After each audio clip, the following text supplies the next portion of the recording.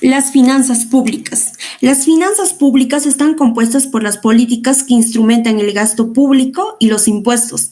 De esta relación depende la estabilidad económica de un país. Ahora veremos las finanzas públicas del Perú entre el año 1821 y 1930. Para ello, veremos el Estado, Hacienda Pública y las contribuciones. Las finanzas del Perú republicano se organizaron en 4 modelos tributarios: el mestizo, guanero, descentralista y el centralista oligárquico, los cuales fueron aplicados por círculos liberales y proteccionistas. Del mismo modo, el recurrente déficit fiscal agravado durante la crisis de 1929 condujo a la reconstrucción completa de la hacienda pública al mismo modo, impidieron que la fiscalidad republicana fuera eficiente en ese entonces. Ahora el modelo tributario y la contabilidad fiscal. La Real Hacienda tenía 4 fuentes de ingreso: el tributo indígena, los impuestos a la producción, los impuestos sobre el comercio, las ganancias provenientes de los estancos sobre la amonedación, el azogue, la brea, la nieve, la pólvora y el tabaco. En 1872, el dinero del guano no cubrió los gastos. Ante la inminente bancarrota, en abril de 1879 se aplicó un plan financiero sustentado en el cobro de la contribución personal e impuesto. Del mismo modo, aumentó los derechos aduaneros e introdujo el impuesto al salitre. Para ello, se dio lo que es la ley del 13 de noviembre de 1886, la cual tenía como propósito descentralizar el modelo tributario en un modelo tributario provinciano y en otro modelo tributario central, uno directo y el otro indirecto. De esa manera, terminar con el maltrato de los recaudadores de estos impuestos. El presidente Andrés Avelino Cáceres reservó los derechos aduaneros y entregó a los departamentos las contribuciones directas y los ingresos. Bien, los gastos públicos, la redistribución y la presión tributaria. La Constitución de 1823 dispuso que la población abonara de tributos directos e indirectos y esa recaudación tendría que ir a los gastos públicos centrados en las partidas de guerra y hacienda. En 1867, el Congreso Constituyente anuló el gravamen de jornal mediante la ley de 1879, donde realmente le eliminó su cobranza. Entre 1885 y 1895, una vez perdida la renta guanera, el gobierno central adoptó una fiscalidad asimétrica, por la cual asignó impuestos lucrativos y de menor costo recaudatorio y dejó de lado los onerosos y controvertidos impuestos, para que en 1929 el Congreso reforzara la política tributaria al disponer el cobro de tributos vencidos y gravar el uso industrial de las aguas y las sobreganancias agrícolas y mineras. El oncenio de Leguía apeló la acreditación externa para financiar las obras públicas y el crecimiento artificial de la demanda interna. El comercio exterior y la política arancelaria. El comercio exterior republicano estuvo dirigido por grupos mercantiles, cuyos conflictos o afinidades con el librecambismo mundial suscitaron la alternancia de aranceles liberales y protectores. En 1840, el proteccionismo combatió esta tendencia en defensa del productor nacional, mientras los liberales proponían maximizar la renta aduanera a través de la disminución de aranceles.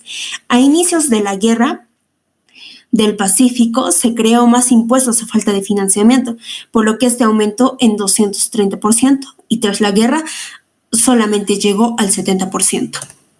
El mercado interno y el impuesto al consumo. Los impuestos al consumo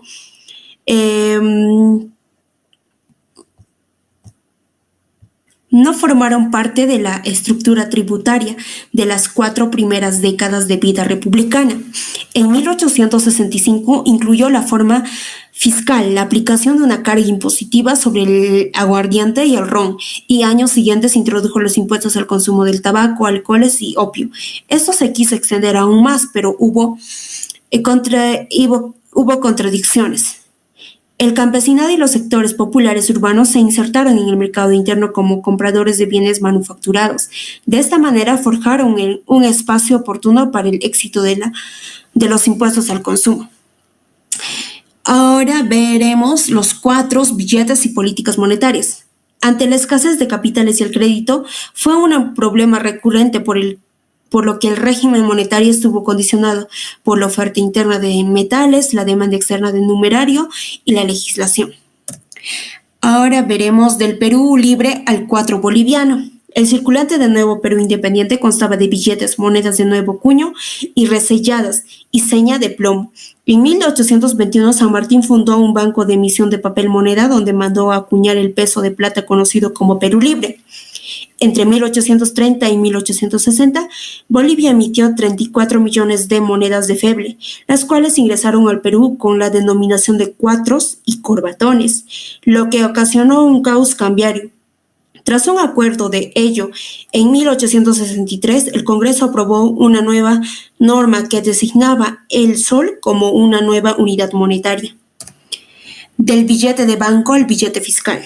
El papel moneda comenzó a emitirse meses después de la aprobación de la proclamación de la independencia del Perú y en 1866 surge la primera crisis bancaria, lo que llevó a la disminución de los encajes bancarios y las masas emisiones de billetes sin respaldo metálico. Tras ello, en 1877, la Compañía de Obras Públicas y Fomento del Perú creó los billetes MAKE y se crea la moneda del Inca de oro.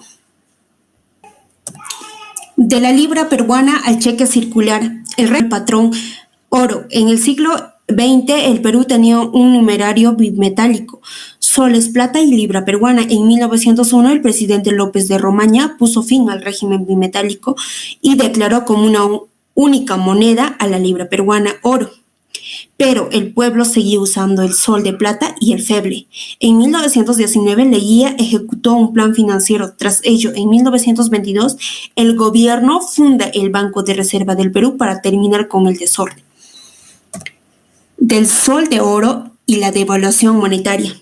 La devaluación monetaria y las medidas aplicadas para contrarrestarlas minaron durante el oncenio de Leguía. El Banco de la Reserva uniformizó el fiduciario a través del canje de los cheques circulares por billete. Entre 1923 y 25, el Banco de Reserva pretendió establecer la paridad cambiaria entre la libra peruana esterlina. Tras ello, la libra peruana empezó a perder su valor. En 1929, el Banco de Reserva gastó parte de sus fondos para cubrir la diferencia entre el tipo de cambio y el efectivo de compra. Tras ello, se debatió la creación de una nueva moneda. La primera de las propuestas fue el sol de oro. Bien, las rentas de guano y el salitre. Sucedieron diferentes acontecimientos dentro de la época de estudio, para lo cual vamos a ver las consignaciones y el sistema de adelanto del fisco. En 1830 el guano no pudo ofertarse en Europa a causa de su baja cotización. En 1842 el Estado negoció el guano en Estados Unidos y las Antillas. A partir de entonces surgieron los consignatarios, quienes expendían el guano a cambio de obtener una comisión y porcentaje de utilidades. Se otorgó a Antonio Gibbs e hijos la consignación inglesa por 10 años, con la condición de que aplicara la mitad del producto neto de las ventas al pago de la deuda externa, un interés del 4% anual por los adelantos, un 2.5% por comisión de ventas, garantía y carretaje, y el mismo porcentaje por fletamento de buques. En diciembre de 1868, el Congreso eligió el mecanismo de empréstito extranjero y otorgó autorización al gobierno para negociar uno en Europa por 2 millones de libras esterlinas, por lo que ayudaría a cancelar el préstamo. Por otro lado, el contrato de Dreyfus, ganancia privada y pérdidas fiscales. El acuerdo comercial entre los representantes del Estados Unidos, del Estado peruano y la firma judío-francesa Dreyfus fue impulsado por el gobierno de José Balta y su ejecución puso fin al antiguo sistema de las consignaciones del guano, establecida por el gobierno de Ramón Castilla. Este acuerdo comprendía dos operaciones, una de compra y venta de 2 millones de toneladas de guano y la segunda de empréstito, es decir, de adelantos que serían garantizados por el guano recibido. El estanco del salitre y las rentas salitreras. 1870-1871. Guerra franco-prusiana. En consecuencia, la demanda del salitre aumenta. Al mismo tiempo, se constituyen 6 empresas salitreras en Lima, y Pierola descarta la intervención estatal en el negocio salitrero. En 1872, el Congreso aprueba mediante un proyecto gravar en 50% las utilidades libres de los salitreros. En 1873, implantó el monopolio estatal y lo facultó para comprar dicho producto a un precio fijo de 2.40 soles. Un año más tarde, los salitreros se habían opuesto al derecho arbitrario. 1875. El estanco fue derogado y se impulsó el cobro del impuesto a la exportación salitrera. 1876. El gobierno de Prado poseía 2/3 de las salitreras que eran administradas por una sociedad bancaria. 1878. El canje y servicio de los papeles salitreros fue incluido en la consignación del nitrato suscrita en el Banco de la Providencia. 1860. Ausencia del Estado en la adjudicación y explotación del salitre de Tarapacá. El guano en la posguerra del Pacífico. 1870-1872. Los empréstitos de estos años hipotecaron la renta guanera a favor de los bonistas ingleses. En 1880, los bonistas manejaron diversos proyectos para conseguir de Chile la explotación del guano peruano. En 1883, le exigieron a Chile compartir el producto de la venta del guano arrebatado al Perú. En 1888, se firmó el contrato Grace. En 1890, la actividad comenzó a través de la Peruvian Corporation. 1904, el senador Enrique Coronel Segarra solicitó inútilmente la cuenta del guano exportado desde 1890 por la Peruvian Corporation. 1909, el presidente Leguía resolvió este problema al crear 2 zonas reservadas. En 1913, el gobierno prorrogó el contrato de la compañía administradora del guano. Deuda externa, bancarrota fiscal y los empréstitos de la patria nueva. 1821. Cimentar la independencia parecía inviable en un ambiente de parálisis productiva, comercio arruinado y escasez de la moneda. 1842. Los recursos del guano permitieron pactar el pago de sus intereses. En 1862, nuevos empréstitos elevaron la deuda externa a 37 millones de libras esterlinas, lo que ocasionó la bancarrota fiscal poco antes de iniciarse la Guerra del Pacífico. Patria Nueva de Leguía hizo que se alcancen niveles inmanejables al pasar de 25 millones de soles en 1919 a 221 millones. El contrato Grace liberó al fisco de sus acreencias, pero a finales del siglo XIX, conforme iba recuperándose la economía, resurgió la política de empréstitos para financiar obras públicas y gasto corriente. La deuda independentista y los arreglos de 1849 y 1865. El empréstito de 1.200.000 libras esterlinas suscrito en Londres el 11 de octubre de 1822 por los comisionados Juan García del Río y Diego Porevisión dio origen a la deuda externa peruana. En 1823 dichos comisionados fueron relevados y se encargó la emisión a Juan Parish Robertson, quien contrató un segundo empréstito el 21 de enero de 1825. El conflicto con Colombia en 1828 frustró cualquier intento por restablecer el abono de intereses vencidos valorizados en 1.845.700 pesos. Hacia 1839, el presidente Gamarra anunció como una de sus prioridades ordenar el sistema de recaudación y destinar los excedentes que hubiese al rescate del crédito externo. El inicio de la era del guano renovó en los bonistas y el gobierno inglés las demandas por los créditos impagos. Por el lado peruano, la ley del 10 de marzo de 1848 estableció las bases para estipular el pago adeudado. Seguidamente, Joaquín de Osma fue designado ministro peruano en Londres, quien reunió fondos aplicables a dicho objetivo al firmar un tratado o contrato de consignación con Gibbs en 1849. Los empréstitos de 1870-1872 y el default de 1876. 1869. Para financiar la construcción de los ferrocarriles Callao-La Oroya y Arequipa-Puno, el presidente Balta decidió emitir bonos por 59.6 millones de soles, los cuales ganarían 6% de interés anual y 2% de amortización acumulativa. 1870. Se suscribió un contrato con Dreyfus Hermanos y Cía para emitir los bonos en las plazas europeas. 1872. Esta emisión del 20 de enero de 1872, excepto los 4 millones de libras esterlinas comprados por Dreyfus, apenas vendió 230.000 libras esterlinas al 66% según Dreyfus. Esta debacle se debió a la sensación de inestabilidad suscitada por el cambio presidencial de Balta por Pardo. 1876. En mayo de 1875, el gobierno fue autorizado para consignar el guano por un monto que avalara el pago de la deuda inglesa durante 1876. El presidente Pardo contrató la consignación de 1.900.000 toneladas de guano con la Société Générale de París. La bancarrota fiscal y el contrato Grace.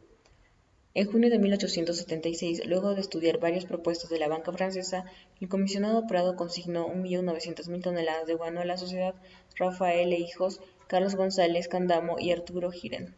Se estimó que la Peruvian Guano Company prestaría al Estado mesadas anuales de 700.000 libras esterlinas y que depositaría en un banco los probables sobrantes del bienio 1877-1878. Previo descuento de comisiones y mesadas para el futuro servicio de los bonos.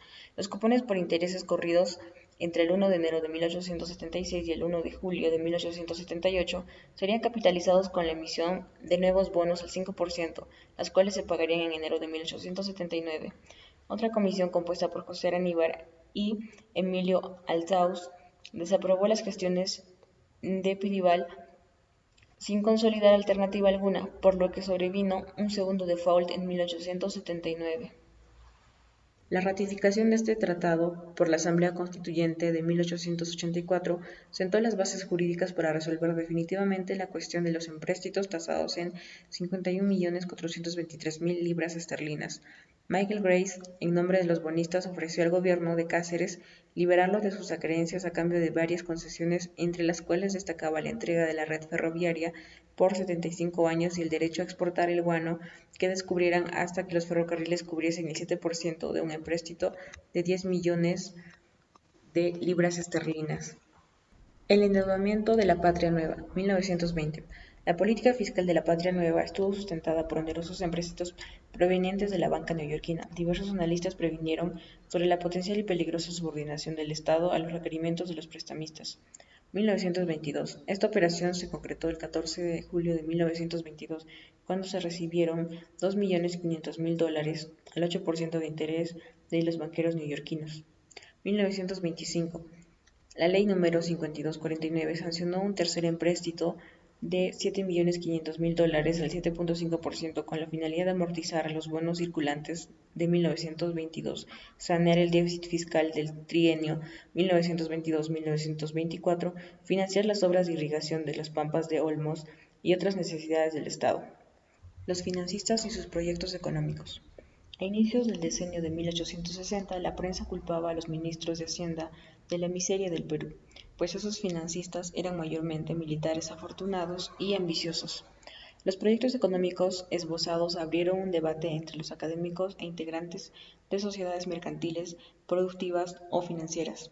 Obtenida la independencia, los hacendistas postcoloniales no lograron reformar la economía del antiguo régimen, sustentada en el tributo personal, la esclavitud y la servidumbre. Finalizada la Guerra del Pacífico, los reconstructores nacionales insertaron al país en el mercado mundial como surtidor de materias primas y destinatario del capital extranjero.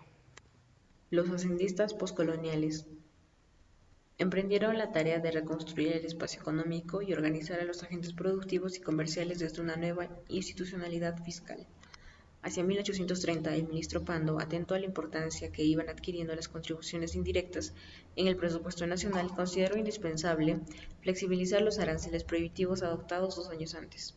En la década de 1840, la aparición de la renta aduanera renovó el debate económico al prestar mayor interés a las contribuciones directas, asunto postergado, en cierta manera, por el estudio de las cuestiones aduaneras y monetarias. Sin duda, los hacendistas postcoloniales coincidían en la urgencia de expandir la base impositiva con tasas diferenciadas.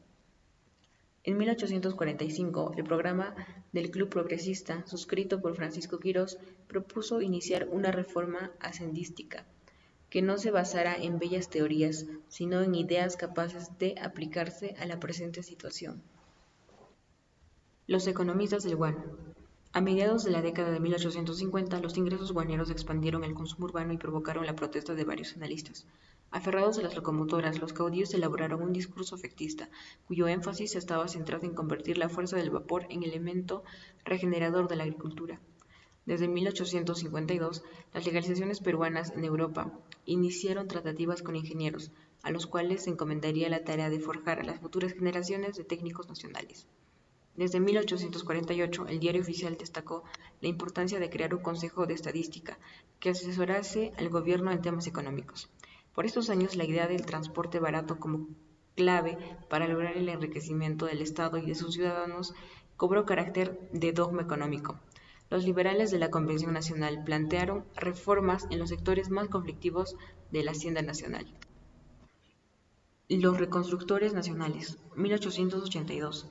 Luis Esteves publicó sus apuntes para la historia económica del Perú, donde abordaba la configuración de los desarrollos agrícolas, mineros, comerciales y fiscales del siglo XIX. 1884. Christian Schrittmüller inventó un nuevo sistema de calderas para la fabricación de azúcar y el gobierno le concedió privilegio por 10 años para introducir las nuevas máquinas en las haciendas de la costa. 1886. José Manuel Osores publicó un texto que atribuía el origen de la decadencia peruana a la política salitrera del presidente Pardo, pues ésta había conculcado la libertad de industria y motivado el conflicto con Chile. 1890. Surgieron proyectos para irrigar, subsidiar y entregar tierras en los valles costeros a colonos extranjeros, quienes recibirían apoyo financiero a través de un banco auxiliar de fomento. Los defensores del modelo hacia afuera. Durante el último lustro del siglo XIX, grandes propietarios oligarcas centralizaron el control político e impusieron un orden social jerárquico, expresado en las formas laborales serviles de las plantaciones costeñas y haciendas andinas. En esta época, la estabilidad oligárquica condujo a la formación de diversas sociedades anónimas. A través de ellas ingresarían al país los capitales financieros tan reclamados por los defensores del modelo hacia afuera. Muchos vieron en estas instituciones una oportunidad para darle colocación rentable a su dinero. La primera reforma hacendística del siglo XX se produjo en 1904, cuando el ministro Leguía incluyó en su propuesta tributaria nuevos gravámenes sobre el azúcar, las bebidas alcohólicas y el tabaco, con cuyas rentas proyectaba contratar empréstitos.